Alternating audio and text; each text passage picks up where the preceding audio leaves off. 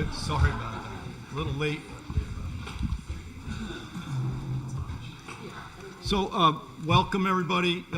We are going to hear a continuation of the public hearing for the Shakespeare HVSF project.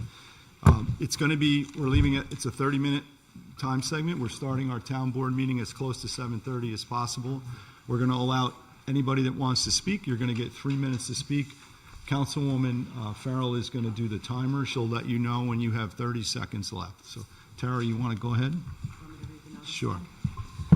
Notice of continuation of public hearing. Notice is hereby given that a continuation of the public hearing held by the Town Board of the Town of Philipstown to hear comments for or against a proposed local law entitled, a local law to repeal Town Code Section 175-61.2 entitled, Garrison Golf Club Plan Development District, and reenacted as a new code section 175-61.2 entitled, Garrison Cultural Conservation Plan Development District, will be held on February 1st, 2024 at 7 p.m. at the Philipstown Town Hall, 238 Main Street, Cold Spring, New York. The hearing will close at 7:30 p.m. and there will be a 3-minute time limit per person. A complete copy of the local law is available for inspection upon request sent to town clerk at philipstown.com and is also available on the town's website, philipstown.com, dated January 24th, 2024, by the order of the Town Board, Tara K. Percocello, Town Clerk. You exceeded the 3 minutes. Does that mean I have to leave? Yes, I would be happy to escort you out. Okay, I would entertain comment from the public. If you spent a lot of time at the last public hearing speaking, I would defer to somebody else, but we will open the mic up. If you want to come up, state your name, and have at it, and we'll start the clock. Come on up to the mic, Mr. Mm-hmm. And I have a quick question. Sure. Did you pass the zoning change? No. Change that was that you had proposed for this project? No, sir, we have not. This is Have not? this is the public hearing tonight for that. For that? Yes, sir. Okay. I've had quite a day today, Mm-hmm. and I haven't brought with me all of my notes. Okay. So if I could sit here and make my notes and call on me later. I will tell you, you have plenty of time to prepare your comments. The public hearing will be open until the March meeting as well. So, The March meeting. yes, sir. So you'll have a whole month to prepare it. Well, it's okay. What I want to say, I'll say it tonight. I don't need to come back. Okay. Thank you. Anyone else? Come on, Joe, you got it. We have no list, just step up. Well, they signed in. Oh, you did sign in. I wasn't even aware of that. I'm sorry, then let's use the sign-in sheet. Yep, sorry about that. I wasn't, sit down, Joe. Who signed in? Edward Polhemus, Carol Marquand. Please, Yes, please. if you want to be heard by the audience, There's no microphone. the mic's on. Oh, okay. I'm sorry. And do I really need to use this? Can you hear me? Okay. All right, you're going to start the Go clock? ahead. Thank you. Okay, my name is Carol Marquand, and I live in Garrison, within sight and, more important, sound of the Garrison Golf Course. I'm a long-time supporter, and I still support wholeheartedly Hudson Valley Shakespeare Festival, but I'm not a supporter of this proposed law because it's full of holes. It's very loosely defined and permissive.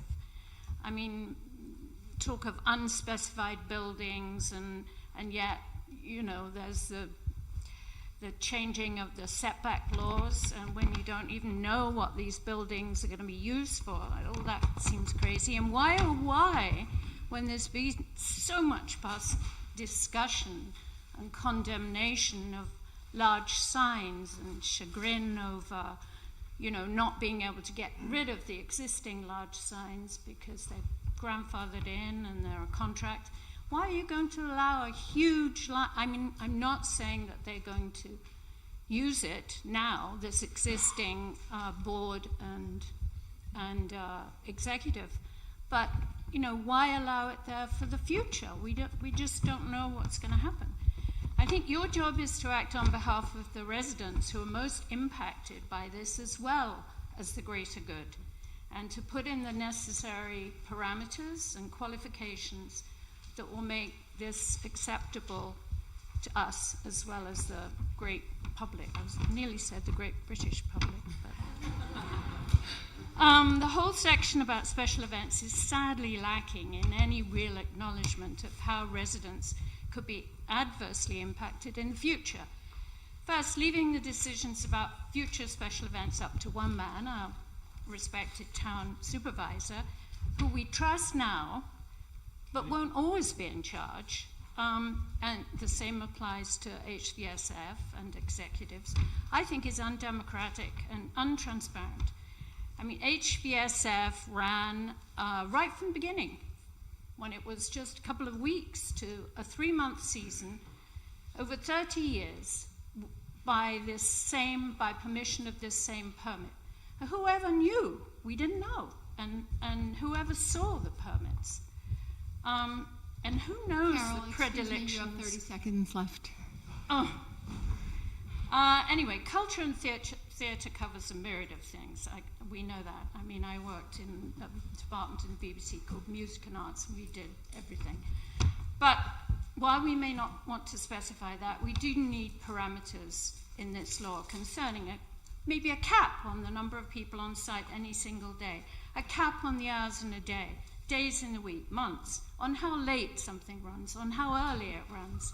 Most important, we want to stress that the noise code must be stressed in this document. Can I just, this Go is ahead, the most quickly, important please.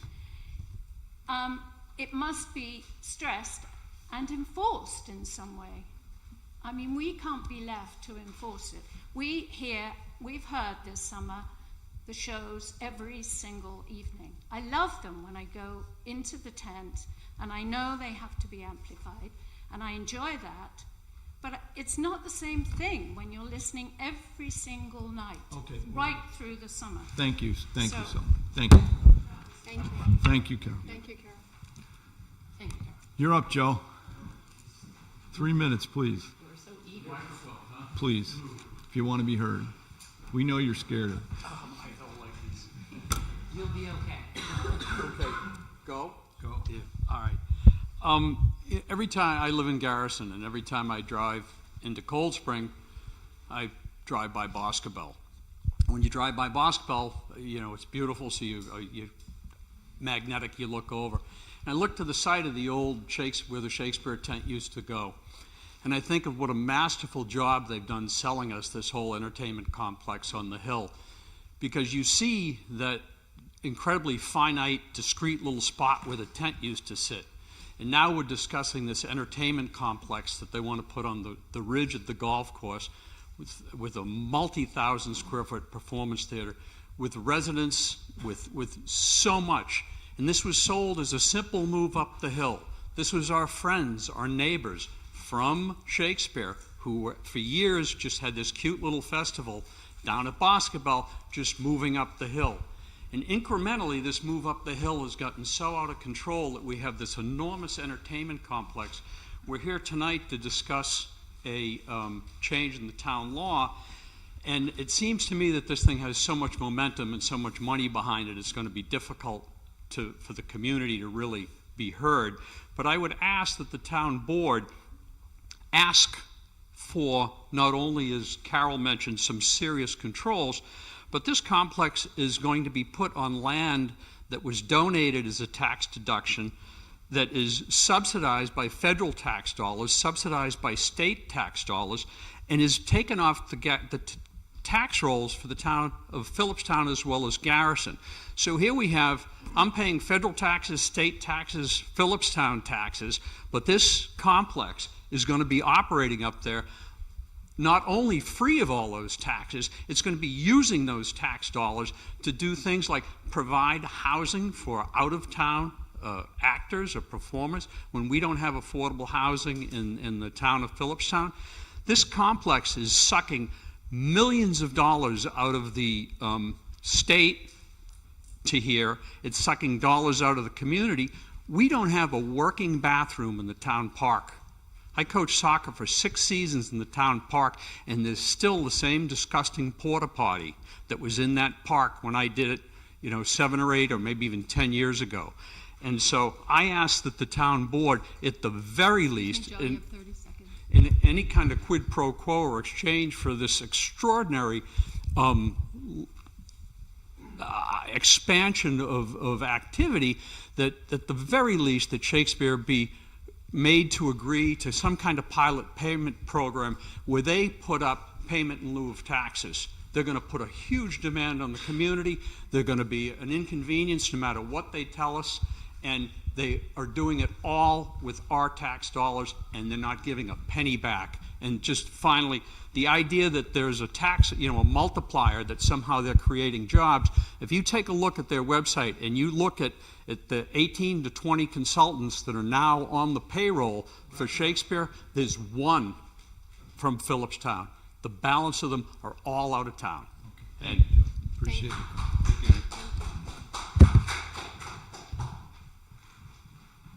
Stan.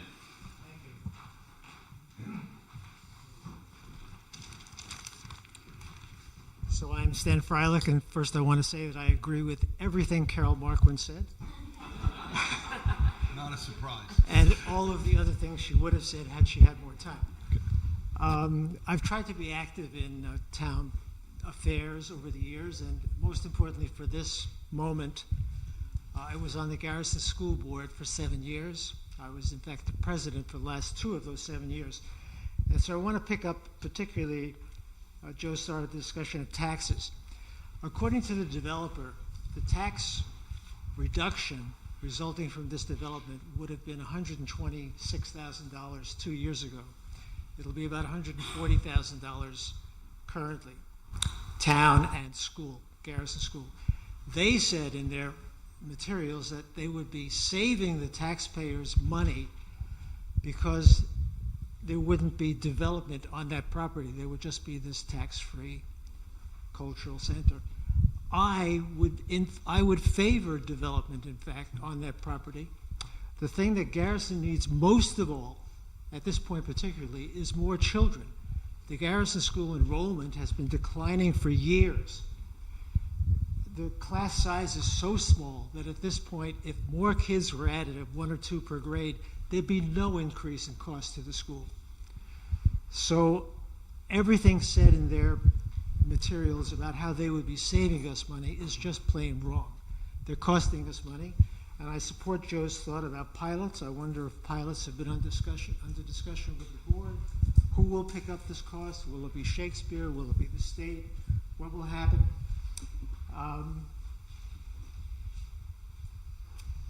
The other financial point I'd make, it has to do with what happens if Shakespeare folds.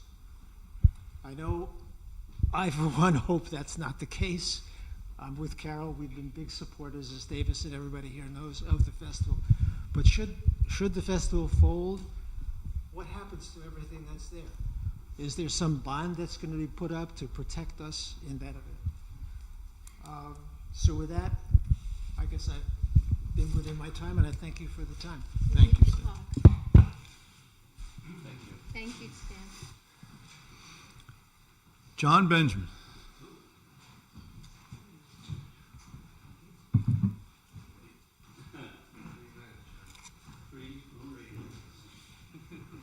How are you, John? Hello, everybody. Hey, thank all you guys for serving us. I know you get paid a lot of money for it, but you're in it for the money, right? We're all in it for the money. I thought this was about zoning, so I'm going to talk a little bit about zoning. I'm sure all you guys sitting up here know the zoning code cold, but for the general public, I believe this is our noise ordinance under the present zoning. Article 7, 175-40, environmental performance standards regarding noise. This is all quotes.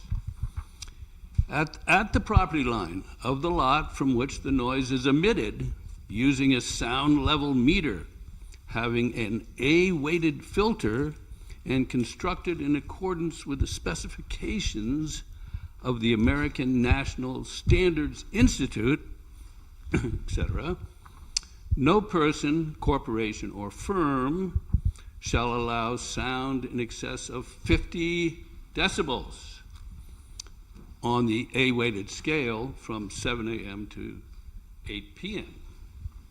and in excess of 40 decibels on the A-weighted scale from 8 p.m. to 7 a.m. or 5 decibels above the ambient noise level at the lot line. We all understand what that means. It's very simple. And there is no mention of weekend restrictions. So, as we all can see, or rather hear, it's really quite simple. I'm jesting, of course. However, on several occasions, I have called Greg, our town code enforcement officer, who I like very much. He's a straight shooter, he's a great guy, and we're good friends. We did a lot of the cemetery work. He is the head of a cemetery board over in Southeast, I believe, and I did a lot of work around here on the cemeteries. But anyway, initially he explained to me that the town doesn't even own the instrument required to make an assessment of the noise level. That's what he told me. And he was patient with me as well. Excuse me, you have 30 seconds. Okay. He was patient with me when I went to the when I went to the office and asked him again in person. And now, once in a while, when I can't stand the sound of, you guessed it, multiple leaf blowers, I call in to the officer, call in to Greg, and I only get a recording and have never received a call back. The reason I'm saying all this, at the last hearing on the zoning issues, it was suggested several times by Mr. Van Tassel to simply call 911 if you have a noise complaint. That's really quite an extraordinary suggestion, especially considering that the sheriff's department is under the gun on so many other fronts. Wrap it up, John, I please. will, but to Thank call you. 911 is just a joke. And the fact that the town doesn't have the stuff. That's all I'm going to say about noise. I just want to say on special use permits, under parade parameters, et cetera, size, and in the indeterminate future with a whole new set of board members down the road, let's bring in a Willie Nelson concert. Thank you, John.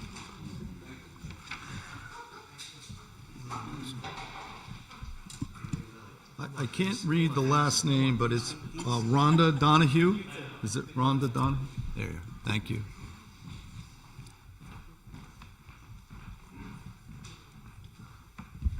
Good evening. You're good. Thank you. Okay. Thanks for everything you're doing. You're under siege right now with a lot of different projects, and we appreciate the time. We signed up for it. That's true. Good point. Although maybe you didn't know these things were on the horizon, right? Okay. So I wanted to talk specifically about the law, and in particular the special events permit. I'm confused by the wording because according to that law, every night that there's a theater production, that's a special event. So why would you even need to legislate? Because I believe the process in place right now is for people to apply to you directly for a special event. Am I correct? Somewhat. Yes, okay. Well, it's just, I believe that Carol and Stan referred to this, that you approve parade permits, which is what the special event permit is called. Okay, got it. So every night there's a special event, so you could just keep in place the process you have now of people coming to the town supervisor, you right now, in 10 years, whoever it is, for events, and you wouldn't have to make a new law. Another aspect of the law is I didn't write it down.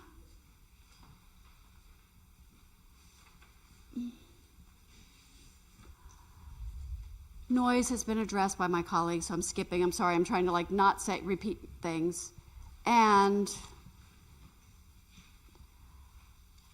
I guess I would say, not having my notes like Mr. Paul Hemus, that what I would ask of all of you is to set it up as best you can so that when you're not here and they're not here, that it's okay in the future. That is my big concern. Thank you. Thank you. Just lay this down. Yeah, just put it down. Strap it.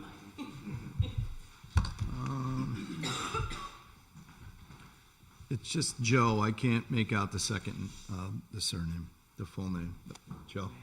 Yeah, there you are. What's his name? It's McMahon, correct? Man. Joe Mann.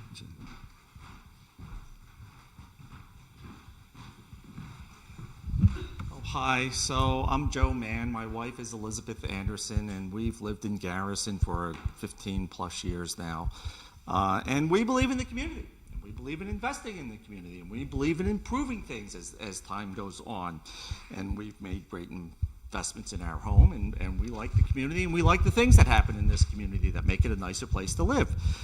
Now, to get into this, let's ask the question that the fellow before me asked, which is, what happens if this fails?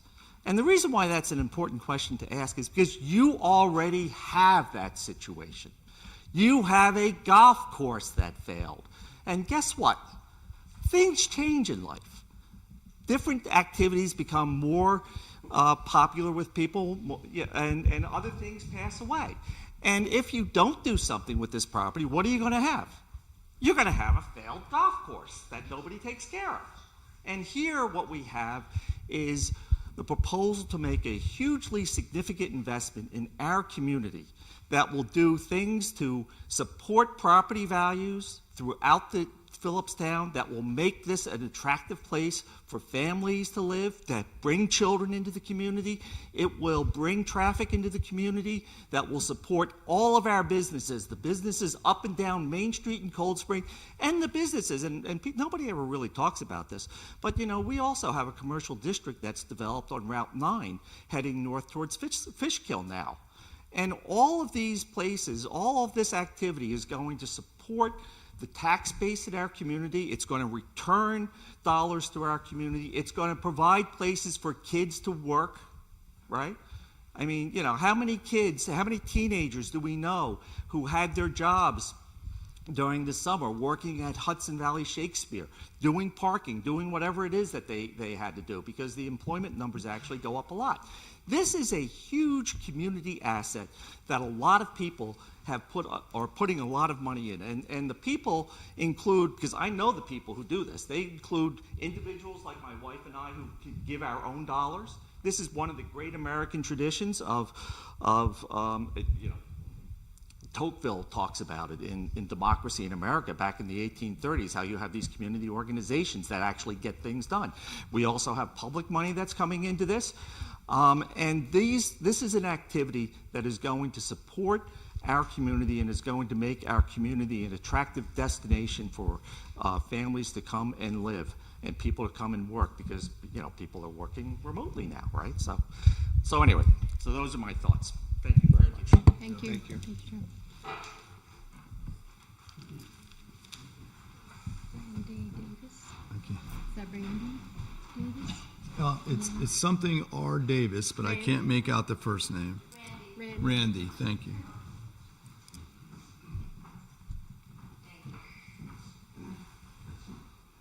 Good evening, everybody, and Welcome. thank you very much for the opportunity to speak. Randy Davis, 20-plus year resident of Garrison. Hi, I'm sorry.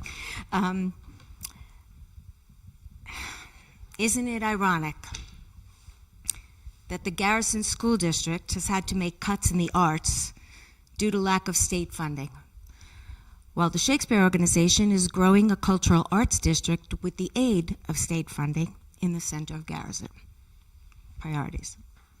The state of New York and its governor have continued to diminish funding for our public schools, and Garrison is one of the districts slated for additional cuts in state education funding.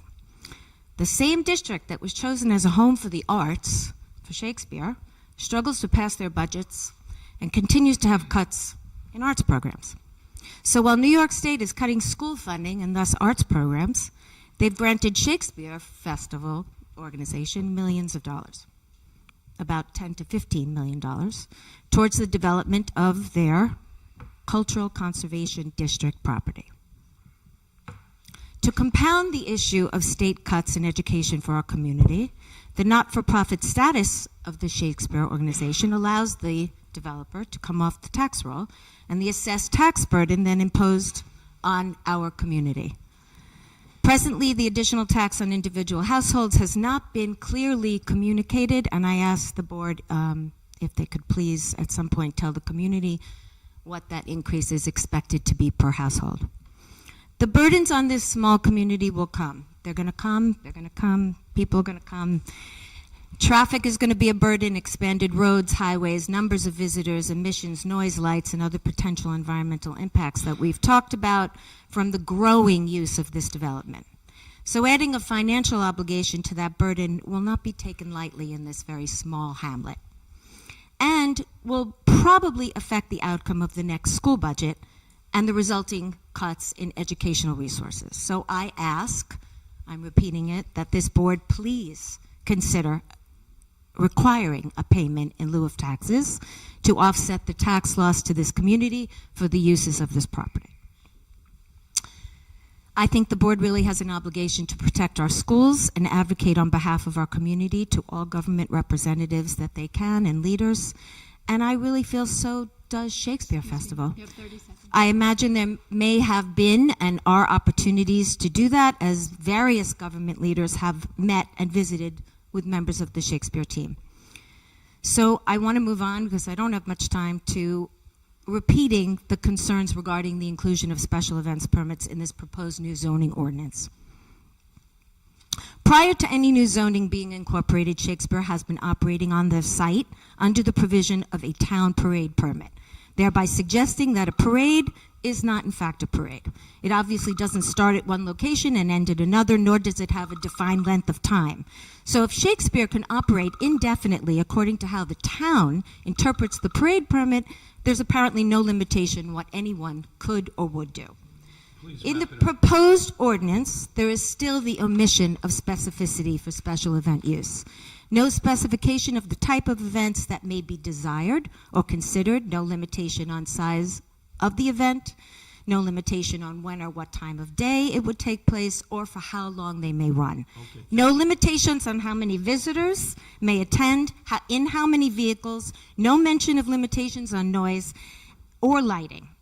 And it is suggested that these events could be accommodated by providing local transportation to and from in buses and shuttles, possibly allowing for even more visitation than the on-site parking allows for. Okay, thank you. I'm going to have to stop. Thank you. Well, I'm going to just say, who knows what this property will become? I'm sorry, but you know what? This is really important, and I know you want to disregard it because you've heard it before. And it's 7:30. I'm sorry, the time is up. Thank you. Your time is up. Thank you. So, add, it's impossible for anyone here to suggest that any event will not exceed the parameters assessed by the environmental impact statement and the SEQRA review. So the provision as it is included, should not be allowed. Thank you. okay.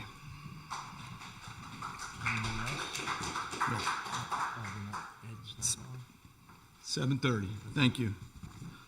So before we adjourn the public hearing for this evening, I would like to have the draft local law revised to make special event uses that are permitted only upon grant of special use permit by the town board rather than by the grant of parade permit by the town supervisor.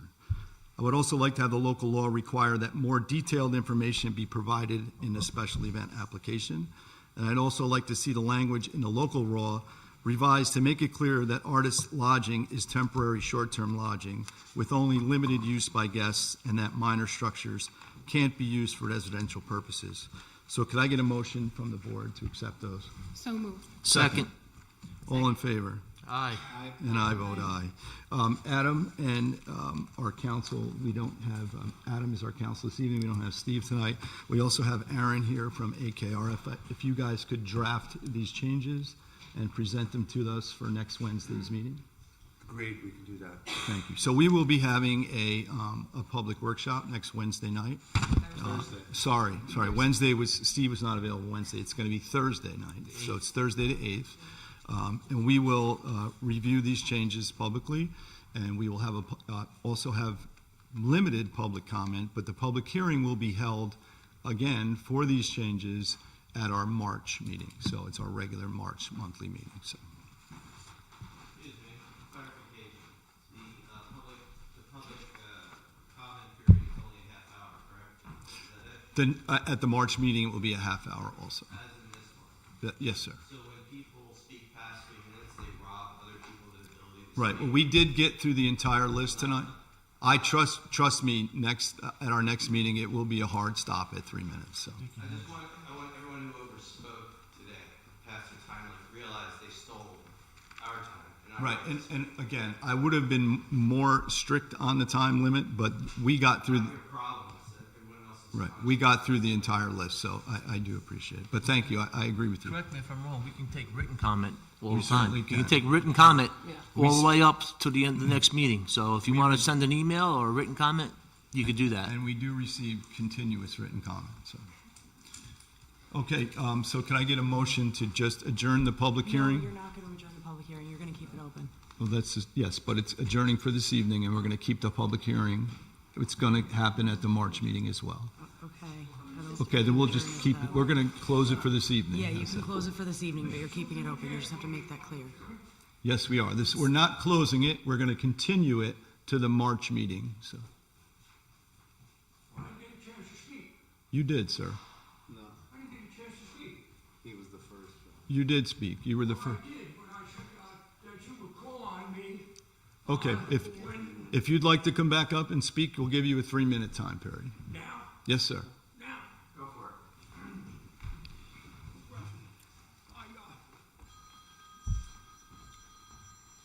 I got a question. I was down here at the town hall today, and I apologize if I created any problems here at the town hall. Understood. Okay, Thank you. So, Appreciate it. my point was, I was wondering if this here Shakespeare people here had paid any.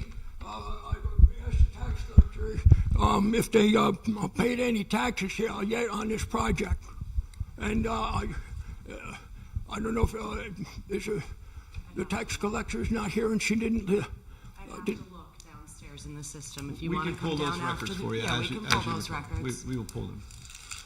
Did you happen to notice whether? I wasn't here today when you came in. I wasn't here this afternoon. Did you happen to notice whether there has Shakespeare paid anything in tax money? Mr. Polhemus, we will get you the information. Well, I'm asking Mr. Davis. But this is not a back and forth. We will get you the information that you requested. There's no problem whatsoever. Okay, well, Thank you. I just got another quick thing here. Sure. I mean, what is the public got to do to get real serious here? I'm sorry, I'm confused. You are. Frankie, can you come up here a minute? Can I call on Frankie for a minute? So this is only going to take a couple minutes. Sure, we have, Okay. the clock is running, but Okay. I'm sorry, folks. I didn't mean to come up here and cause a disrupt anything. Okay, but this is a pretty big deal, Shakespeare. Okay, I mean, you want to talk about high taxes? We better start talking about them tonight. So, Frankie, can you come up here and give me we got to start a campaign here on this Shakespeare. Okay, I mean, we got to get serious about this. I mean, we just can't come up here and talk. I mean, we got to get some people up here.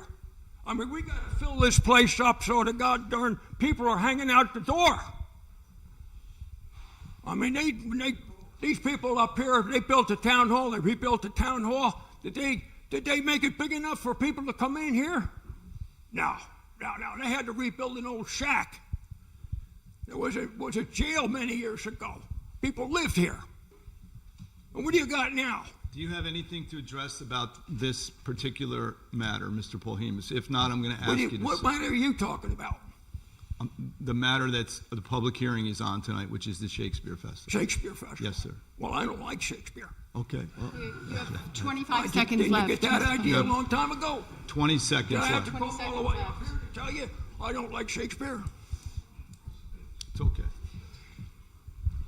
Thank you. Thank you.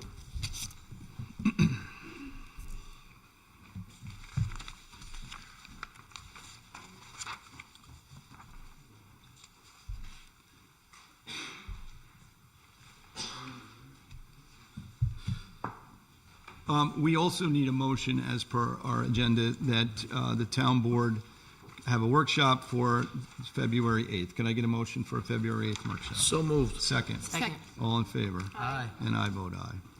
Okay, that's it. To clarify, that's 7:30. 7:30. Okay. Yep.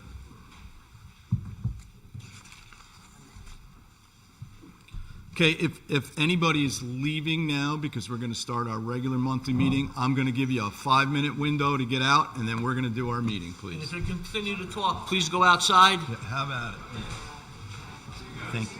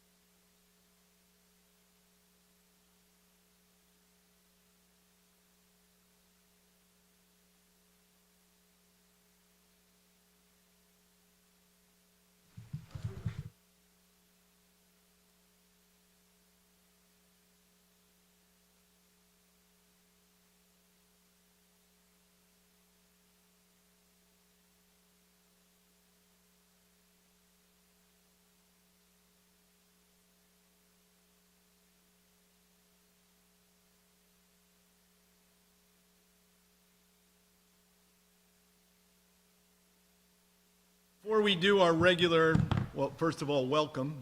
Seal, are you ready? Welcome to a delayed start of the February 1 meeting of the Philipstown Town Board. Let's rise for the pledge again. I can never do it too often.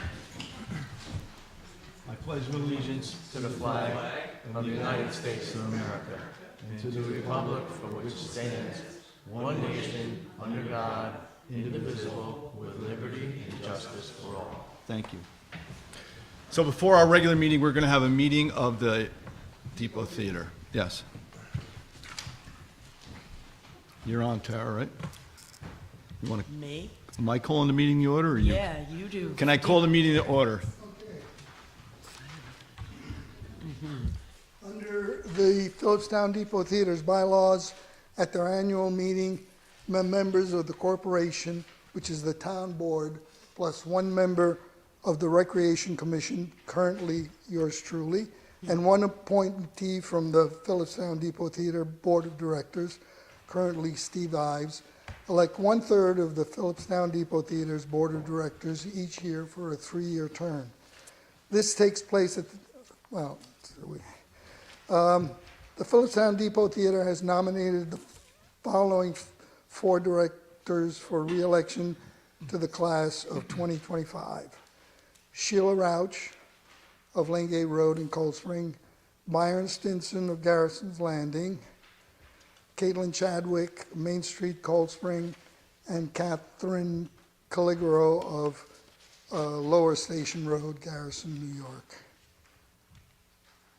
Okay, can I get a motion to accept these four directors? Thank you. Second. Second. All in favor? Aye. And I vote aye.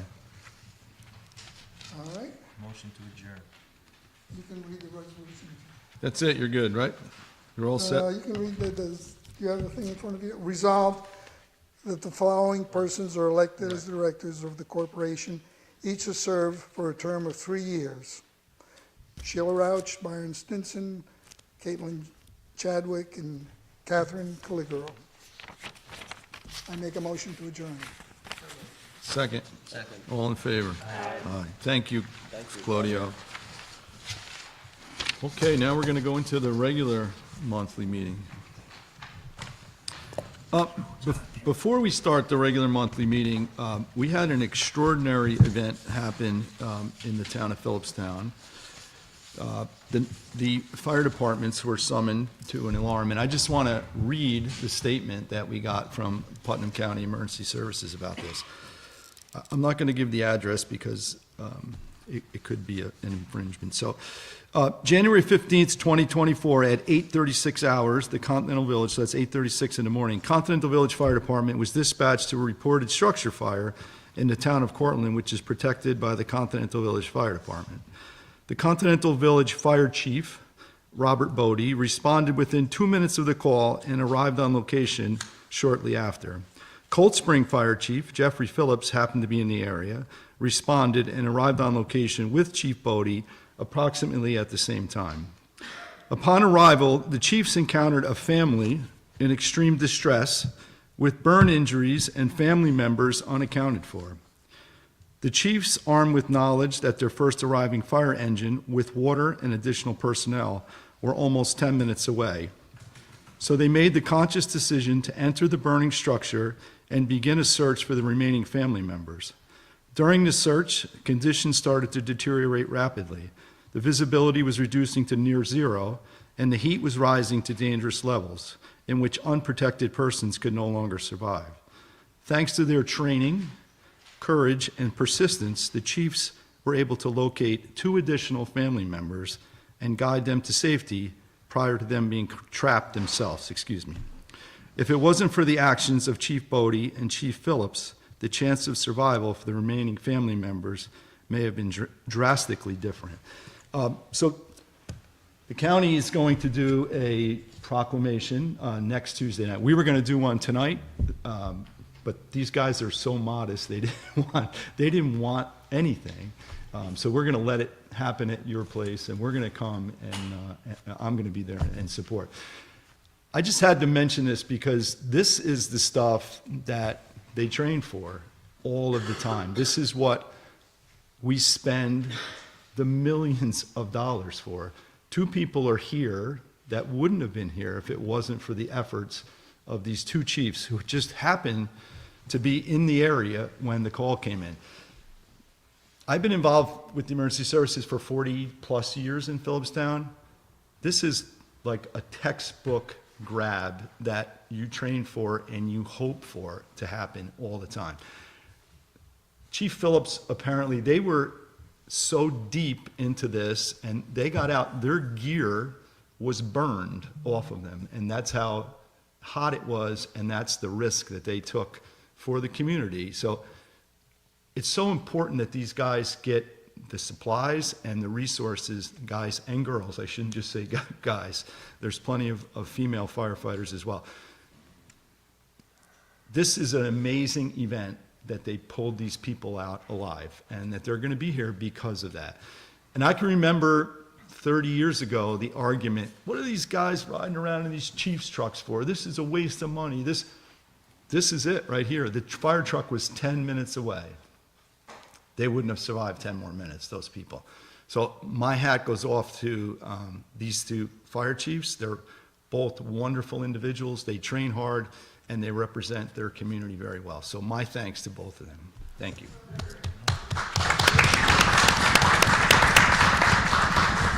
That's what you call being in the right place at the right time. Yes, it was. Yes, it was. Sure, go ahead. I spoke to both of them.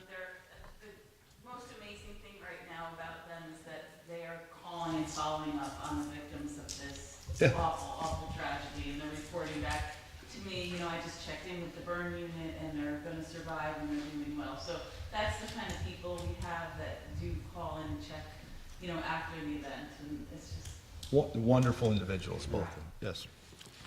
Happy they're here with us. Okay. Okay, approval of minutes, year-end meeting, December 13th. So moved. Second. All in favor? Aye. And I vote aye. Workshop meeting, December 20th. Second. Second. All in favor? Aye. And I vote aye. Reorg meeting, January 4th. So moved. Second. Second. All in favor? Aye. And I vote aye. Monthly meeting of January 4th. So moved. Second. Second. All in favor? Aye. And I vote aye. Committee reports, Conservation Board. The Conservation Board met on January 9th. They had 2 active cases, 15 Kings Dock Road, which has been in front of the Conservation Board for about a year now, multiple site visits. Applicant is seeking approval of an additional seasonal floating dock and a house addition and a pool. And there is a lot of steep slope work involved. They have been trying to determine how much of a jurisdiction Conservation Board has over that case. The second case was Garrison Golf Club, Hudson Valley Shakespeare Festival, seeking a permit for a wetlands permit, excavation for reconstruction of existing Route 9 entry. The Conservation Board scheduled a additional site visit, and the Conservation Board is discussing holding a joint public hearing with the Planning Board to discuss the wetland application before the Conservation Board, potentially in a joint March public meeting. The next Conservation Board meeting will be February 13th at 7:30 p.m. Thank you, Jason. Yeah. Thank you to Conservation Board. Recreation. Good evening. I attended the Recreation Commission meeting this past Tuesday, January 30th, and winter program is well underway. The session will continue through March. Upcoming events include a senior event next week, the senior luncheon. There is a need for volunteers. If anyone would like to volunteer, certainly welcome to go to the senior luncheon to help serve. I'm not that old. When is the luncheon again? The February 7th, next Wednesday. And the first day trip of the year for seniors is a trip to Broadway to see Moulin Rouge in March, and it is sold out. If you'd like to be on a waiting list, I'm sure you can get on a waiting list, but it is sold out. Upcoming events for children include an open house for the Learning Center preschool the week of February winter break, which is 2 weeks from now. The next teen night is in March, and the spring youth theater production, which is in April, is going to be Finding Nemo. So that is at the Philipstown Recreation Center. As far as Philipstown Parks, the park remains closed through the winter season through April, actually. During the month of March, they are beginning to treat the soccer fields, and we were informed that the highway department is digging the water line, will be digging the water line now that the electrical line, that has all been fixed. Yes. And they also are able to, the rec fees, they've been able to collect fees, we're happy to report, from families that owed summer fees last year. You may remember at a past board meeting, we talked about the need for families to catch up on their payments and pay off their debts through the recreation department, and that has been successful. So we want to thank all of the families who've paid what they owe. And in this coming year, the Recreation Commission, the Recreation Department is implementing an updated cancellation and payment policy for the summer, and they will look forward to seeing payments well ahead of the budget season. So that's a new policy and system that's really going to improve the collection of fees for our Recreation Department, which is very busy, 7 days a week, running programs. So we want to thank the staff and the Recreation Commission. Yes. Thank you, Judy. Thank you to Recreation. Philipstown Hub. I have a report from Chris Owens, the Executive Director of the Philipstown Hub, who would like to wish everyone a happy Black History Month, which is today, and I'd like to join him in that. And he has reported that the care coordination for the Philipstown Hub during the month of January 2024, they've already engaged 395 people, which is amazing. So there have been, since the start of the fiscal year on July 1st, 2,011 people who have been in contact with the hub. That is amazing. A lot of people reached, a lot of needs out there. This past January, the percentage increase over January of last year was 137%, which is remarkable.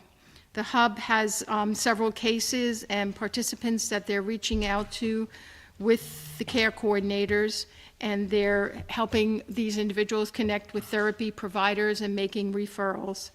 Recently, a local resident just walked into the hub, which is one advantage of having that storefront. They walked in and they were able to express their concern about a spouse who was battling addiction, and the hub, the care coordinator, was able to meet the participant and the family member and make plans for them to get treatment services for the addiction. So we have an extraordinary staff there, and we'd like to thank them. The hub's board of directors also met on January 10th, and they've addressed a number of items, including revisions to the committee structure and modification of the calendar. And the next board meeting's Wednesday, March 13th. Also, please note there is a fundraiser for the Philipstown Hub on February 16th at 7:30 p.m. They are co-hosting with Dora Williams, who is a local fabulous local entertainer. And you can get the tickets online at philipstownhub.org for the concert, which will be at the Chapel Restoration, which is a wonderful concert venue in our town. So please help support Philipstown Hub. Thank you. Thank you. And thank you, Chris. Yes, thank you to the hub. Planning Board. Planning Board. I attended the Planning Board meeting on January 18th. First thing, correspondence was Johnson and Redmond, Mountain Brook Road Drive, Cold Spring. They requested a 6-month extension on the site plan approval. The board granted that. We had a public hearing of RKB Materials, LLC, 39 Horseman Trails Road in Cold Spring. They've been before the planning board for several months now. It was a major project. They want to construct a 70 by 50 garage for overnight parking and for the tri-axle trucks. There was only one person that talked at the public hearing, and that person was in favor of the project. Public hearing was closed, and they would prepare a resolution for the February meeting to get their approval. Old business, Hudson Highland Reserve has been on the planning board for many years now, probably close to 8. They came in and presented a plan. They wanted to clear 350 trees and get approval for that. They weren't clear cutting them, so they say. They said they had a special machine that was going to take the trees down and grind them and make mulch out of them. And the roots and everything was still going to stay intact at the particular time. Anyway, and keep the stumps and everything still there, so if it rained, it'd still absorb water. Anyway, that's what they claimed. Anyway, at this particular time, the planning board denied that request until they get final approvals of everything else. Garrison Golf Club, the Shakespeare Festival, as we were here tonight with this public hearing as well, no action was taken because really basically the planning board is kind of waiting on us now to determine if we're going to change the law on this. So right now it's kind of on a little bit on hold at the planning board. Under new business, RPK Properties, 201 West Point Road in Garrison. This is considered a major project. The applicant is seeking the site plan approval for construction of a 5,000 square foot building to house an office, equipment, materials, and landscape company to operate along with the access drive, parking, and outside storage. The site contains a single-family house that will remain. A new driveway entrance and landscape company is proposed for the frontage off of Route 9. This is the old Garrison Garage down there, if anyone wants to know exactly where this is. It's the old Garrison Garage, so that's the location of this. A driveway of a single-family house will remain on Old West Point Road. The west landscaping and fencing propose a separate use of the site. The planning board really didn't take any action at all because this is the first time the applicant was before the planning board, and they really didn't have anything to present.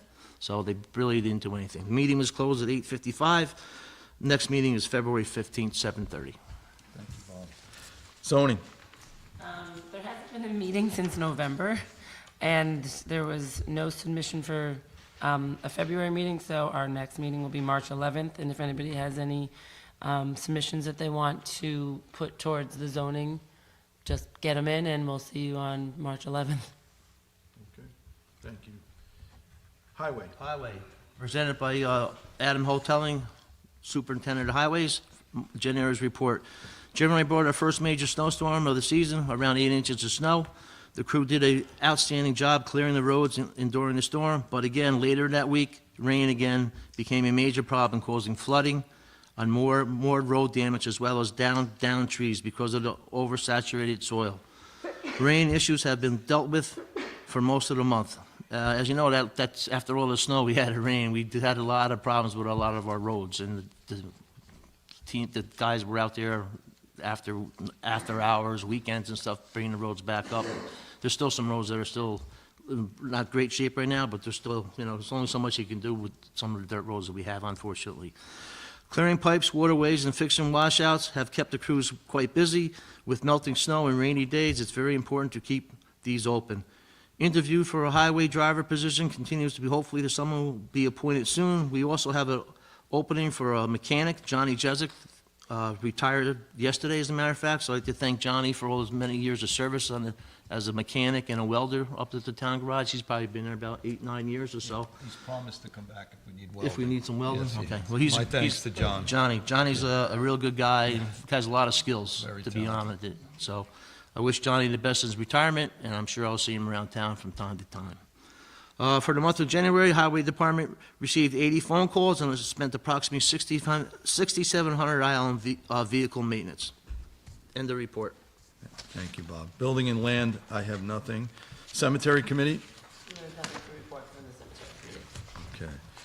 All right, so we're going to get into the agenda, but in order to get Ruby back en route to her house, we're going to let her go first on the agenda. So we're going to get a presentation on Philipstown ARPA-funded Community Assessment Report by Judy Koch-Feinberg from CCE Putnam County. Welcome. Come on up. Do you mind, as Ruby's coming up, can I just give a little bit of a Of refresher? course, we're going to need that. For Ruby. So just to refresh everybody, in May of 2022, the town board allocated, a long time ago now, allocated a portion of the town's ARPA funding after COVID to doing a food insecurity assessment in the town of Philipstown. That was in part after COVID, obviously, in the economic shutdown and all of the rising food insecurity and social isolation and mental health that was being seen everywhere. And so the town of Philipstown developed a partnership with Cornell Cooperative Extension, Putnam County. Ruby is the Agricultural and Food Systems Coordinator. And so Cornell Cooperative served as both the fiscal sponsor for this town grant and really the program manager. And I guess I would just add, because I had the pleasure of working with Ruby over the last however long it's been, that a series of discussions emerged out of this effort. While it was focused on food insecurity at first between a number of organizations in Philipstown, the Philipstown Food Pantry, the Philipstown Hub, and Philipstown Aging at Home, with the idea that a lot of these sorts of issues, mental health, senior isolation, food insecurity, are tied together. A lot of people are experiencing them tied together. And so out of that emerged the Philipstown Cares Coalition. So I just wanted to preempt it, Ruby, since it's been such a long time, and I think we're all very happy to hear the report back on where that town ARPA funding went and what it produced. And you've done My thanks to you for handling this and all the volunteers that participated in the investigation, the surveying, so my appreciation. Thank you. Thank you. Yeah. Should I use?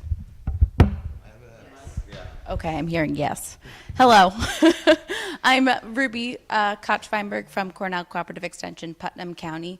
As Jason said, I'm the Agriculture and Food Systems Coordinator.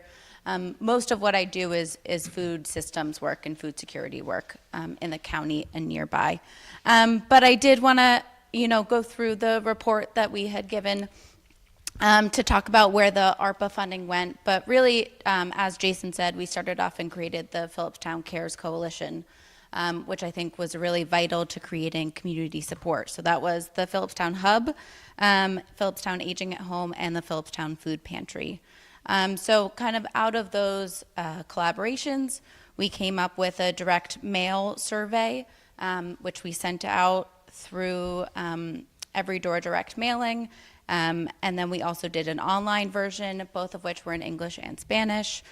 We did newspaper advertisements, press releases.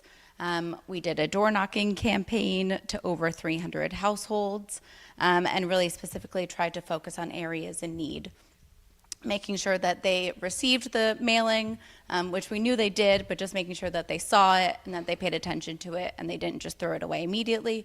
And if they did, we guided them to the online that was still there and still live. After all of that work and direct email outreach through our partnerships, through their mailing listservs, and all of those sort of folks, we sent out a second mailer that focused really on making sure that people were needing food services and food support if that was a need. So the first mailer talked more about if folks needed mental health services, if they were a senior and would like some services directly to them, or if they needed outreach from the Philipstown Food Pantry.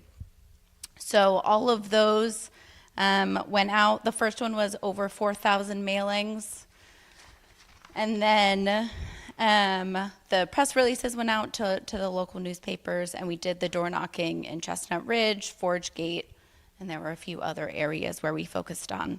But out of all of those outreach efforts, press releases, we got 55 new community connections. So that was folks saying, hey, I need services from Philipstown Aging at Home. Hey, I need services from the food pantry, and we directly connected those people to those services.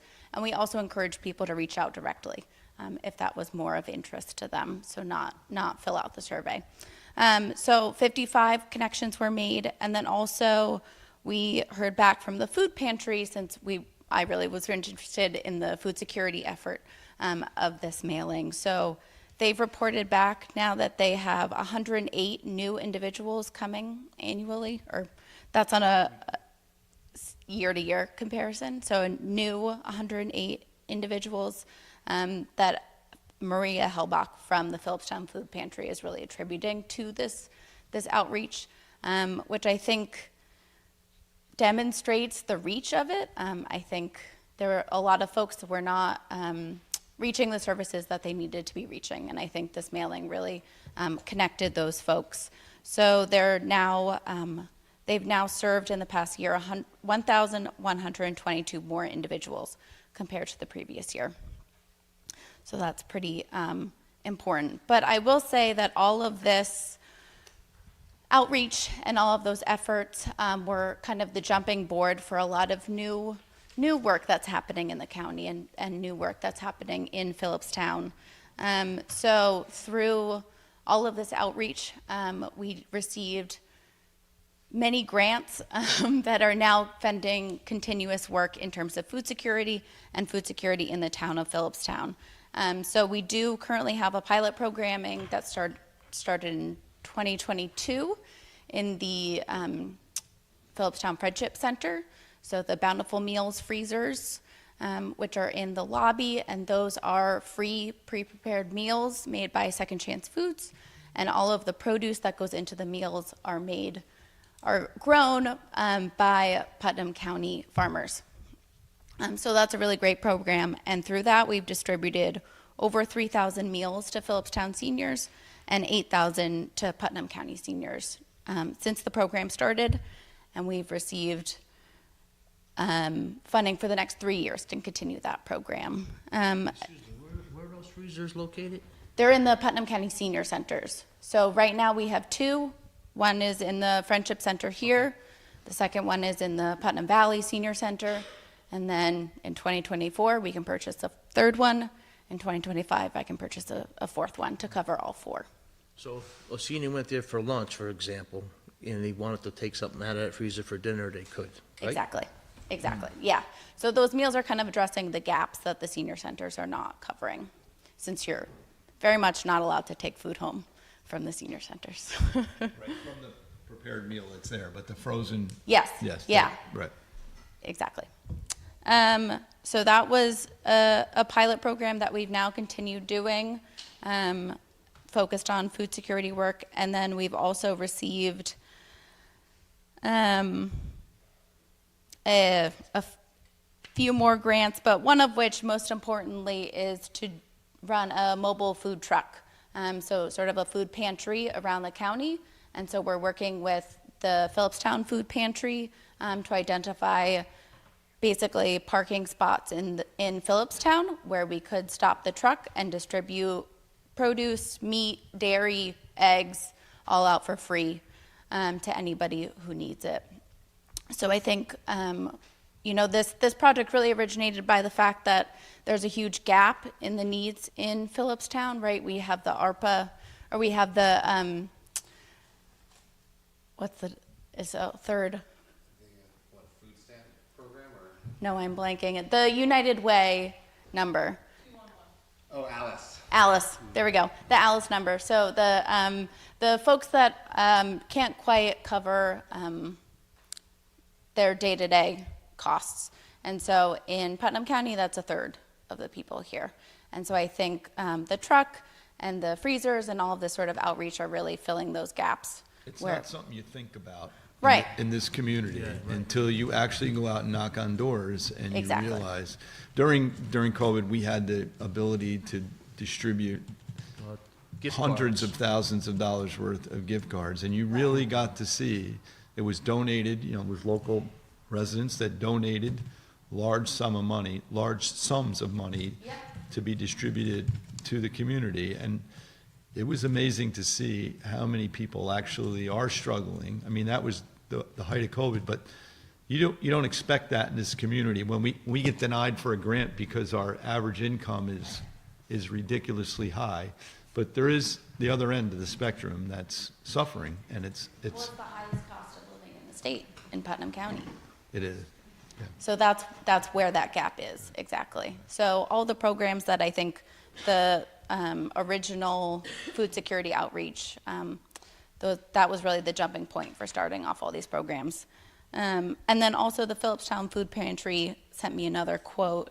She said, "The Philipstown Food Pantry continues to see more individuals registering. Recently, we have few immigrants register who are living in the community and do not anticipate a decrease in our number of individuals served anytime soon."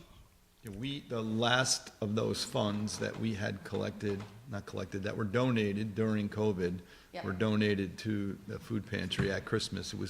I think it was $13,000. That was it. Right. That's the end of it, so. Yeah. If anybody's got money they want to, we'll start it up again. Sue doesn't want to hear that. She doesn't want to manage it again, but it was quite an undertaking, but it's all gone. Yeah. It's distributed, so. it's huge need, and I hope that we can continue to fill those gaps in ways that we can. I think that's all I've got. Just one question, about all the outreach that you did, Yeah. which was the most responsible when you got back? I mean, the door-to-door, was it what was the best response you got? You know what I'm saying, how many people responded out of all the things that you did? Sure. I think 20%, 50%? it was definitely less than that.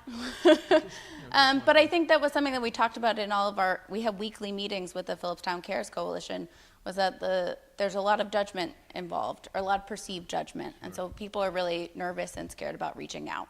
So I think that's kind of where that continued outreach is the most helpful. The reason I was asking you for is that if you know what those percentages are, if you do it in the future, you would spend more your efforts on that. That's what I'm trying to drive Yeah, at. I think what our takeaway was, it was kind of, you needed a multi-pronged approach. All of those things needed to happen in tandem. Now, the food pantry, they're only open on Saturdays, is that correct? Yep. Right, and I know quite a bit about it, because I'm on Nice of Columbus, we donate a lot of food and money there. But anyway, but I think they have a program too, if people can't get there, they deliver food as well, right, on Saturdays. Yep. Right, so, Yeah.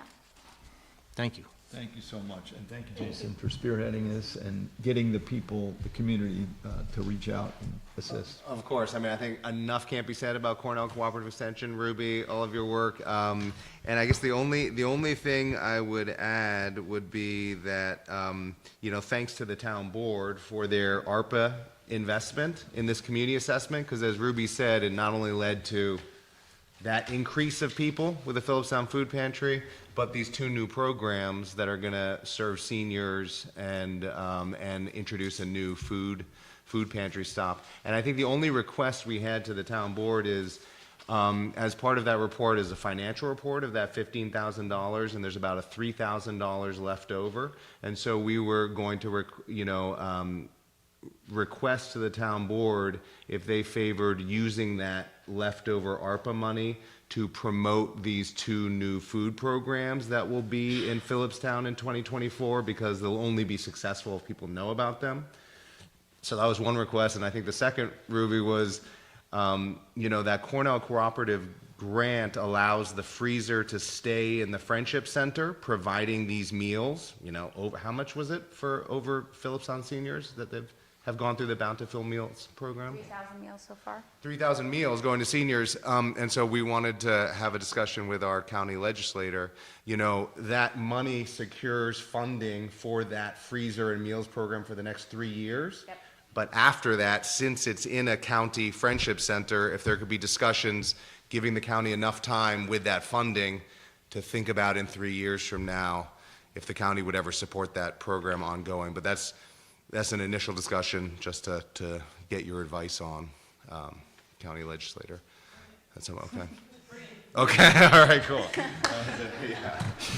Would you like to make a motion to spend the rest of the funds on what you're suggesting? Oh, sure. Could I make a motion to use the remaining ARPA funding to raise? Already appropriated. That was already appropriated, thank you. Already appropriated by the town board to make the community aware of these two new food programs in 2024. So moved. Second. Can I get, all in favor? Aye. And I vote aye. Thank you very much. You got it. Thank you. Thank you for your work. Thank you, Ruby. And Jason. Okay, so now we're going to get right into the agenda. From the beginning. Take her from the top. First is a resolution approving the maintenance agreement with Air Professional Associates LLC and authorizing Supervisor Van Tassel to sign said agreement. So this is the maintenance agreement on the facility here, the air conditioning units, et cetera. Can I get a motion to accept maintenance agreement with Air Professional Associates LLC? Second. Second. All in favor? And I vote aye. Sorry. Next is a resolution authorizing Supervisor Van Tassel to sign the contract with Ron J. Gaynor, PEP LLC for the fiscal year 2024. I can't say enough about the work that Ron Gaynor does for the town of Philipstown. He is a wealth of knowledge, such a reasonable guy.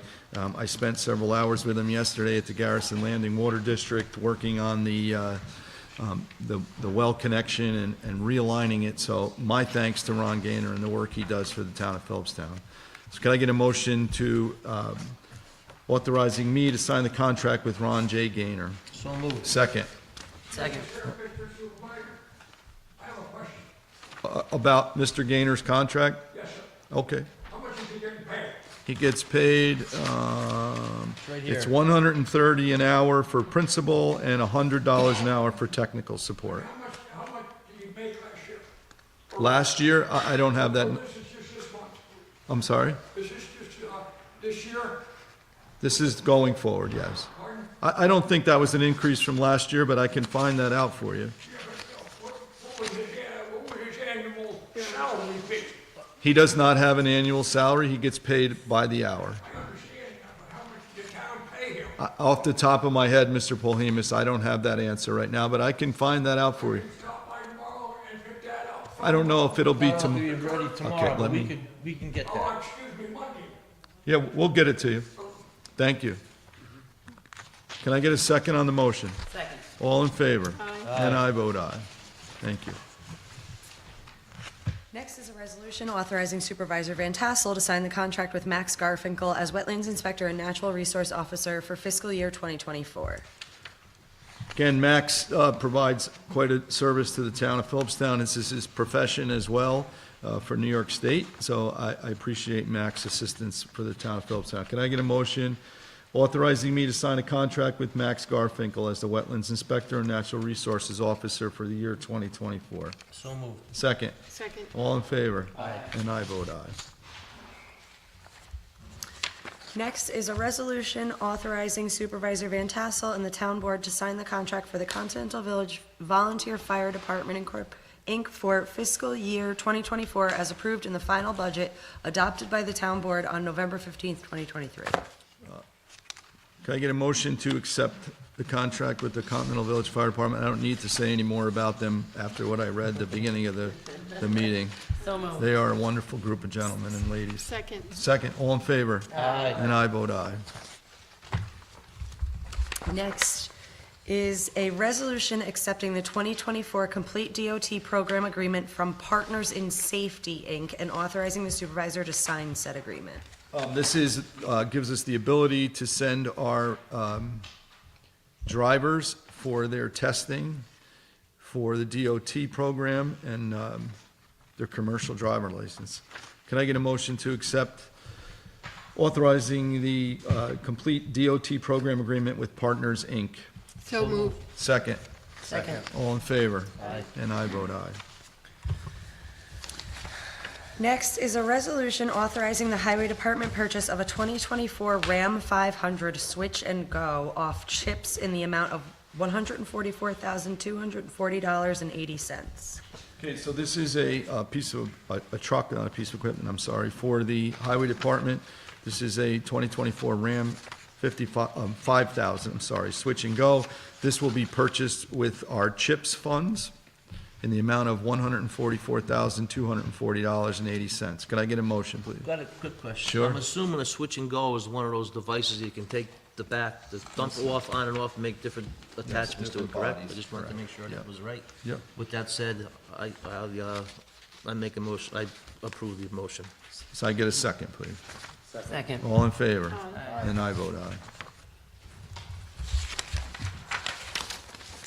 Next is a resolution authorizing the Highway Department purchase of a Ram 2500 reg cab in the amount of $65,749.03 and a 2024 Ram 5500 in the amount of $105,677.10 on the lease line through M&T Bank.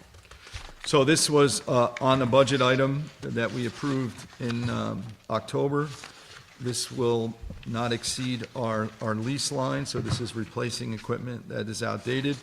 So can I get a motion to approve these two pieces of equipment? So moved. Second. Second. All in favor? And I I'd vote just aye. like to say, Sure. over the last several years, we've been sending a lot of money on new equipment, which is good, but you see our annual or monthly fee for maintenance has dropped quite a bit. Right, So- we basically have replaced the fleet and seen a reduction in repairs and service. When these trucks are needed, they're needed. It's not like, we can bring you a load of dirt tomorrow and we got to plow the road. The road needs to be plowed. So this is within the lease line and the budget, so I support it And the completely. newer a vehicle, the more efficient they are for our, green environmental wise. Next is a resolution authorizing the supervisor to sign the fire protection agreement with the Village of Cold Spring for 2024. So this is for Protection District Number 1, which is an area outside the Village of Cold Spring, but in close proximity to the Village of Cold Spring, which we contract for, it's $63,000 for the year to provide fire protection to that area.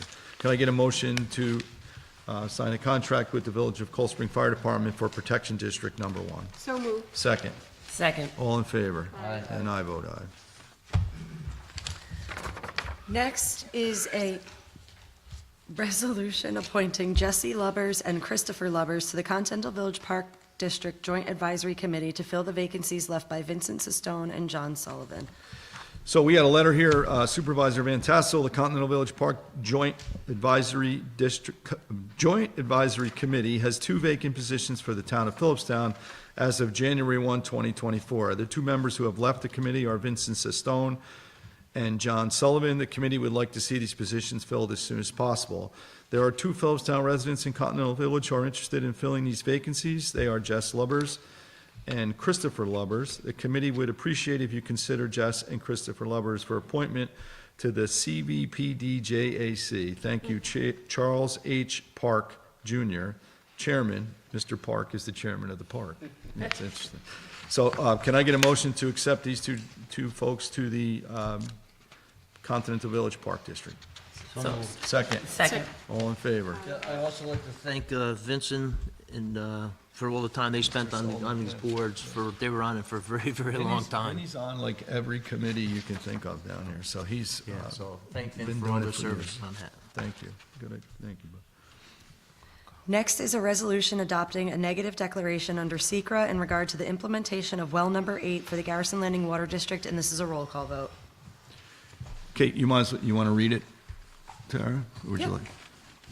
Resolution adopting a negative declaration under SEQRA in regard to implementation of well number 8, whereas the town of Philipstown is undertaking improvements to the Garrison Landing Water District, particularly the implementation of well number 8, and whereas the implementation of well number 8 is an action subject to SEQRA, and whereas the town board as lead agency has caused to be prepared an environmental assessment form, EAF parts 1, 2, and 3, and whereas the town board, as assisted by its consultants, has considered the potential environmental impacts of the proposed action. Now therefore be it resolved as follows. 1, that the town board accepts and approves the said EAF parts 1, 2, and 3, and the town supervisor is hereby authorized to sign the same. And that 2, that after considering all of the information presented to it, including the EAF, the town board adopts the negative declaration attached hereto. Okay, could I get a motion on the above? So moved. Second. Second. Councilwoman Farrell. I vote aye. Councilman Angel. Aye. Councilman Flaherty. Aye. Councilwoman Cotter. Aye. And I vote aye. Thank you. So just to update folks on the Garrison Landing Water District, this is the negative declaration for us attaching well 8, which is on the east side of 9D, over to our water treatment facility, which is on the west side of Route 9D. It's going to require boring underneath of 9D, and the exact amount of footage that of pipe is still to be determined, because we did meet with the golf course operator the other day, as well as, I'll forget in a sec. Yeah, Ron was there, and OSI, I'm sorry, my mind is shot. But, so we do have a deeded easement that is not like a direct route across the golf course. It's kind of around the building, through where their electric service is, through a tree-filled area, under a fence.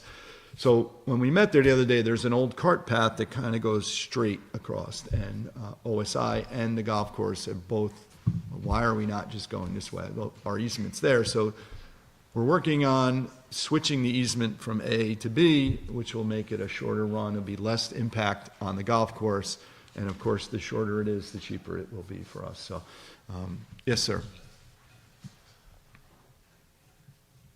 Are you going to, is that going to require digging through 9D, or are you going to push that pipe under 9D? We're going to bore under the road. We're going to dig on both sides and bore. We were considering a road cut, but because of the time of the year and blacktops. Definitely that's the way to go. Well, thank you. I appreciate it. Another item. Sure. What's the gallons that well is putting out? We originally we were at about 8 gallons a minute, but then we zone fracked it, and we're at about 26 to 28 gallons a minute right now. So. Let me say this, that if you want to drill another well there, let me know. I'll help you drill it. Thank you. Okay? I mean, if you want to drill 1 or 2, let me know, and I may be able to help you out with that. I appreciate that, Mr. Polheems. Thank you. Thank you. Thank you. So, once that this is finalized, which it's close, we're advertising next Wednesday. It'll go in the paper for bid, and then hopefully once we get the bids back, by the latest, the end of March, we will be connecting, weather permitting, and so on. But there's still a leak. We still have a leak. We're going through a lot of tankers of water. We thought we had it located, dug up the road in front of 77 Lower Station. There was a valve there that we couldn't access, so we dug it up. We were able to shut the valve off. There's no leak there. The complicated thing is that the old line was a steel sleeve, and it was broken in several places, and they slid a 2-inch plastic pipe inside the steel pipe. So it could be leaking up there, but it doesn't come out of the steel sleeve until it finds a hole in the steel sleeve. So it's like finding a needle in a haystack. They thought they found water coming out of the bank, so they tested it for chlorine. If it's chlorinated, it's got to be our water, it's not groundwater. However, the salt, sodium chloride that we put on the roads will also give you a chlorine factor. So we dug up another section. We've been doing the digging with the highway department. We dug up another section on the driveway going up to the facility, and again, there was no leak. So they're using listening devices and all kinds of other devices to try to find it. And they've located one area between 77 and the bottom of the hill, like 28, that they feel is a leak. We're going to take a breather and hopefully next week get in there and excavate and see if that's it. So. As we're doing this work, though, we're adding shut-off valves as well, so this we can isolate things a little bit easier than we currently have today. Now we're divided in like 3 sections going up the road. So here and here, this is not leaking. We also had a theory, which was pretty good theory, generated by the Cold Spring Water Department, who is doing our testing currently. They thought the tank was leaking because we couldn't find water anywhere else. Well, maybe it's just the tank. But with the work we did on Tuesday or Wednesday, they were able to shut off the valve just outside the tank. They shut it off for 2 hours. Unfortunately, the people were without water for 2 hours. But the level of the tank did not drop, so we know that the tank is not leaking. So that's been eliminated. And then that section from the tank downstream has been eliminated. So, but we'll keep plugging along. I don't want to hook this new well to a leaking system, and it's going to, destroy it. So we will continue to try to figure it out, but thank you. What else we got, Tara? So next is to schedule any workshops or meetings. So we have the workshop that we just scheduled for February 8th to present the changes to the law, and then we have the regular meeting as of March 7th. Anything else anybody can schedule? Do we need to schedule anything else? The February 8th meeting is 7:30, you said, right? Yeah, and it's Thursday, not Thursday, right, Wednesday. I know right. I'm aware. So we're good? Yep. Next on the agenda is the Code Enforcement Monthly Report, and this is for January of 2024. Total fees collected was $24,950.18. There were 19 total permits issued. 5 additions, alterations, or repairs to residential buildings. All other permits, there were 14. There were 24 certificates of occupancy issued, 1 stop work order, 2 inspections of public assembly, and 2 inspections of commercial occupancies. And the building inspector would like to remind everyone to take time to service your chimney. A clean chimney is a safe chimney. That's for sure. Anything else from the town board? I would just like to say, I know our Putnam County legislator, Nancy Montgomery, has left, but I wanted to thank her for attending tonight's meeting, and I think that our town does need representation on the Putnam County legislature's committees. That is, without question, we need that. And I would urge everyone, the Putnam County full legislature is meeting next Tuesday, February 6th at 7 p.m. over in Carmel in the old courthouse. You know, you all pay taxes to Putnam County. We need to be represented on the committees, and it's, you know, it's undemocratic that our legislator from this side of the county has not been appointed. That's where everything happens. Right, and I apologize to Legislator Montgomery as well. I had her written down because she usually makes a report, and I forgot to acknowledge her. So she's usually not shy about making a comment. So. But I apologize, Nan. But she left on us. Where'd she go? She just ghosted away. That's an Irish goodbye, right? Yes. That's what that is. Mind yourself now, John. Mind yourself. Thanks, Nance. Anything else from the board? Audience? Joe? I have one, it's a question, and that is, you know, start out tonight with the, I guess, the continuation of the hearing. And as a civilian, it's kind of hard to follow this whole process. If you want to be on the TV, you gotta, yeah.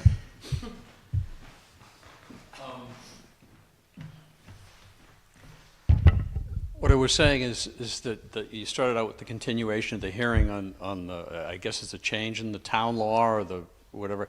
And as a civilian, it's really complicated to follow what's going on because there's a town law and there's you know, there was for a period of a couple of years, it seems, there were hearings in front of the planning board, I believe, going through and zoning issues and environmental. This is the only zoning change. Pardon me? This is the only zoning. Okay, so this is zoning, Right. environmental changes and stuff. So it's really hard to understand what's really going on and keep track of what's happening. And it really just seems like it's like watching a freight train go down the Hudson. It's just like this slow, The false massive. information doesn't help always. Pardon me? The false information doesn't help a lot either. But which false information? I'm just saying that generally. Well, You got to get the facts. That's the important thing. And they're available. The public hearing has been open. The planning board has had multiple public hearings on this event. No, I'm not saying that it hasn't been open, but what I'm saying is that the process itself, from a hearing, from planning to zoning to town board to how it works, what the steps are. I don't know that, I don't understand exactly what happens and where the pressure points are and what's going on. And it seems to just be droning on. And while this has been happening, it seems like the scope of the project has changed. So that if we go back there were, I don't know, 2 years ago during COVID, because I remember we were all masked up, walking around the golf course looking at, well, this is what's going to be here, this is what's going to be there. And then at what point does that information, does it become dated because that was part of an earlier process, the process has been altered, or the application has been modified? And I'm just curious, I don't understand exactly where we are and what the remaining steps are before there's going to be a final decision. So I was just looking for some kind of a clarification on A, B, C, and D. The planning board, as Bobby stated, the planning board is on hold until they can't proceed unless, until we decide on the zoning change. So that's currently where it is. The whole process is on hold until the zoning change is adopted or not adopted. And then that will trigger the planning board to go back into action. Okay, and so then I guess the question I would have, because when I spoke earlier, was the whole issue about taxes, and it seems to me that they're requesting from the community, they're requesting a change in the zoning law, they're requesting certain things. So my request is, well, okay, great, let's a little quid pro quo, what about pilot payments? So at what point in the process can that be put on the table with them to say, okay, if you really want to be on the ridge, if you really want to do all these things, we really need you to contribute to the community. And it's not clear to me where or when that question would be asked. Adam, would you feel comfortable commenting on a pilot-style payment, or would I know you're filling in and pinch hitting tonight, so. Yeah, I mean, I think that's, a policy decision for the board.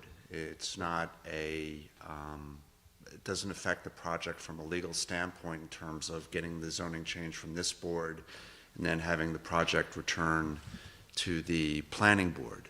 So, I mean, I can't comment further on that other than that my understanding is that that's just a policy determination to be taken up if the board chooses to do so. Okay. Well, Steve Gabel will be here next Thursday as well, and he's more versed in the process, but thank you, Ed. I guess what I mean is, so if the board said our policy is we're not going to make this change unless you do that, can that be the policy? Do you see what I'm saying? I'm not sure I follow that question. Well, you're saying they asked for some taxes in order for them to get the approvals to move forward? Correct. That's what I thought you were I saying. don't know the legal, and I don't think we should be addressing it. Let's let Steve address it I next just want Thursday. some clear, trying to make sure. Yeah, I'm that's just what it is. curious as to at what point that could be, something like that could be put on the table, that's all. Okay. I can't answer that, but I'm sure Steve could for us next. Thank you. So we'll see you next Thursday, Jeff. Anything else from the audience? Yes, sir.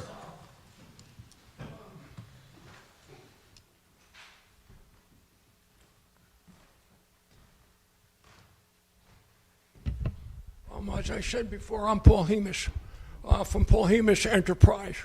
Okay, that's a fairly new company, and I've had to set that up a few years ago, and so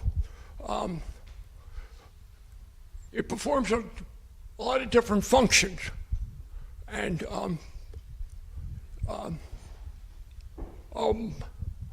one of the functions that I'm trying to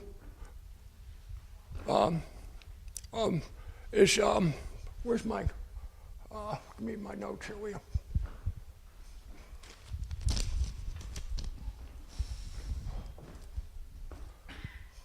Well, it's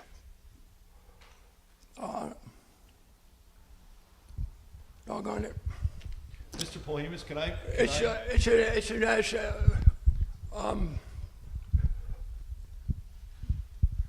In an advisory position, a consultant. Gotcha. Okay, a consultant. That's the word I was looking for. Okay, as a consultant, and as a consultant, we would have to address the issue here first off as zoning. Is that correct? I'm not quite sure I understand your question. What Can do you mean? I make you an offer? I would be happy if you'd be more comfortable, and I think I would be. It's getting late. I would be happy to meet with you personally. No, that don't work. Oh, Okay, that don't work. We got Okay. to talk about it right here. That's fine with me. Okay. Yeah.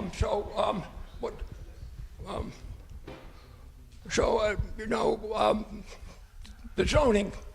The zoning change that we're Yeah. This zoning change that you got to make. in front of us. Right. That's what you got in front of you is the zoning. Yes, sir. Okay. So if you don't change the zoning, Shakespeare don't progress. There's no progress there. Is that correct? Pretty much, yes. What they do you would- mean pretty much? That's a yes or no answer. No. What? No, they would not progress because it's It up would to, not progress. it's up to us. I Okay, mean, so now- hold on yeah. one second. It would probably reapply for something else, but if this were to be denied, it would stop the progress currently, yes. Fine. Deny this and let them people find an investor, another investor to invest in that property. Okay, he needs just Davis guy needs another investor. If Okay, he wants, let's not it's either bring that anybody's or personal bring name. back the golf course. Okay, let's bring back the golf course. Find another investor to be able to pay taxes. Okay, that's what I'm trying to get at. Somebody that's going to pay taxes. Now we got to find somebody there that is going to come in here, and we can have a hotel. And we can have Shakespeare there, okay? Or we can have some other feature that's there. I'm going to ask you. I know you don't want me to talk. No. Yeah, you don't even want to raise taxes here. I didn't say that. Okay, if you don't raise taxes, we're going to have to raise taxes because we got Shakespeare. I mean, Wrigley's sitting back there, and he's a millionaire. Okay, Okay, he doesn't mind paying taxes. I'm going to ask you to stop, okay, because you're getting personal. I can do that. Thank I'll you. see you next month. Thank you very much. I'll see you next month. Thank you, sir. Thank you. Anything else from the audience? Nat. Nat? You've got a lot of Wednesdays open in February. All right. Hello, good evening. My name's Nat Prentice. Nat Prentice, Garrison. Microphone. It's not your first time. Yeah. You made such progress last year looking at the comprehensive plan as a living document. I just want to make sure that we do that exercise again this year, and we can do it in a workshop if you like, or we can wait till the March meeting, or we can, but I'd hate to see us get to June. So we do have open Wednesdays in February. If you would like to do a Wednesday, we only scheduled the Thursday, the 8th, but the 7th doesn't work for me, but any other Wednesday. We've already got one that week. Excuse me, any other Wednesday in the month of February? Well, the 14th is Valentine's Day, just so everyone knows. Yeah, we're not I don't gonna know do if it we got any plans to do that, but. Oh, yeah, it's Ash What, Wednesday the too. 14th, so the 21st, would the 21st work for you now? Richard, Right, will the 21st work for us? I suppose so. Good man. Yes, we'll take what we can get, and we promise you that we'll be organized and we'll be done in a half hour. I have no doubt, and I appreciate it. Thank you. So February 21st at 7:30? That works? 7:30. Yep. Okay, you're on. Thank you, Nat. Yeah, well, thank you. Thank all you. It'll be fun. Okay, that's it for the audience? We're good? Okay. So in terms of vacancies, that's my fault. I know I put 0, but I lied. It's 1 for the bar. Oh, yeah, we have an opening on the Board of Assessment Review. Did we, Not yet. I'll advertise. so we're this going to week. advertise for the Board of Assessment Review. Okay, approval of vouchers, general. So moved. Second. Second. All in favor? Aye. And I vote aye. Highway, So moved. second. All in favor? Aye. And I vote aye. Continental Village Park District, So moved. second. Second. All in favor? Aye. And I vote aye. Continental Village Water District, So moved. second. Second. All in favor? Aye. And I vote aye. Motion to adjourn. So moved. Thank you all.